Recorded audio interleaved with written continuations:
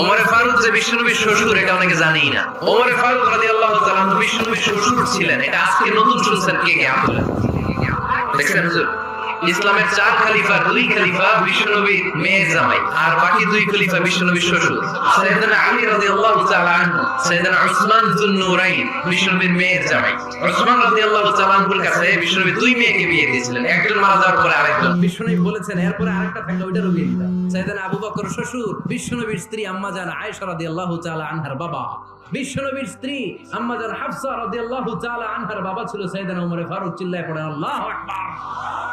জান্নাতে যত নারীরা যাবে, নারীদের সর্দারিনী হবে সাইয়্যিদাতুনা ফাতেমা রাদিয়াল্লাহু তাআলা আনহা। এই ফরিদপুরের যত ইয়াং স্টারেরা তোমরা যারা জান্নাতে যাবে, তোমাদের লিডার হবে সাইয়েদনা হাসান আর হুসাইন রাদিয়াল্লাহু তাআলা আনহুমা। আর বয়স্ক মুরব্বীরা যারা জান্নাতে ঢুকবেন, আপনাদের লিডার হবে সাইয়েদনা আবু বকর আর সাইয়েদনা ওমর ফারুক রাদিয়াল্লাহু তাআলা।